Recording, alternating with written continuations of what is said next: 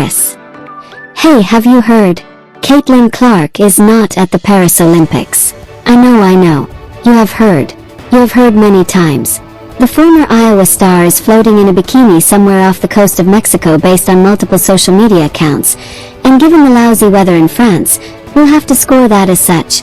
Clark won USA 0. That her absence is still a thing speaks to her enormous popularity.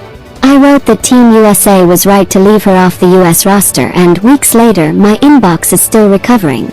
Maybe the Americans will get through the next 2 weeks without Clark becoming a subplot to these games, but that's unlikely if they only win a game by single digits. And if they, lose. That's where things are going to get interesting for Cheryl Reeve. The Gloucester County native took over as head coach after 2 serving as an assistant in Rio and Tokyo.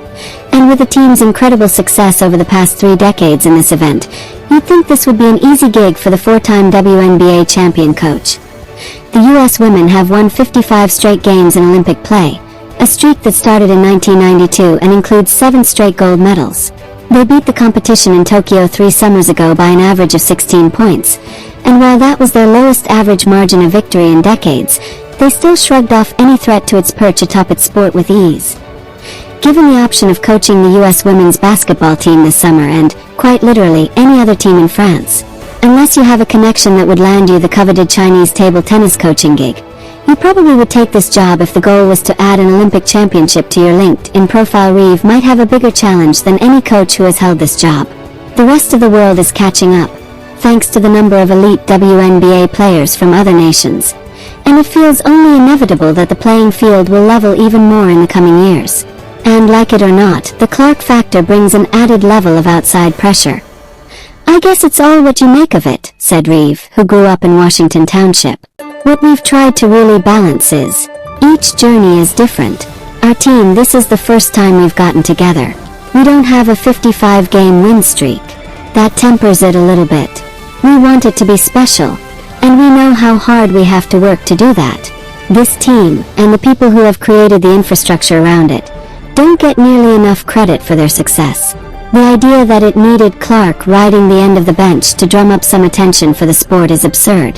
The only mission is to win a gold medal, and for the past 7 Olympics, the Americans have done just that. Reeve has tried to distance herself from the Clark decision, insisting doesn't make the roster. I, honest to goodness, don't have a role in that, she said in April. That isn't like to fly if the team struggles.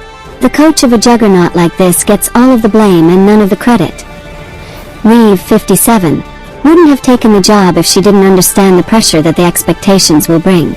She saw it firsthand, first as an assistant to Gino Arima in Rio in 2016, and then to Dawn Staley in Tokyo in 2021. Arima cracked that the job nearly killed him, and this is a man who once had a 111-game winning streak at UConn. The Americans are 70-3 all-time in Olympic competition and haven't lost a single international game since 2006, but the temptation to be a hands-off player's coach, think Chuck Daly not calling a single timeout with the 1992 Dream Team, is the wrong move. The players, even the veterans, say the structure and discipline is crucial. The one thing we know about Cheryl is, she's tough on us, said Diana Taurasi, who hasn't lost a single game as a 6-time Olympian. We need that because we're not together for a long time. She makes sure all the details are taken care of before we go into the game. Please don't forget to like, comment, share, and subscribe to my YouTube channel. News Boomcell 2.0. Thank you for watching.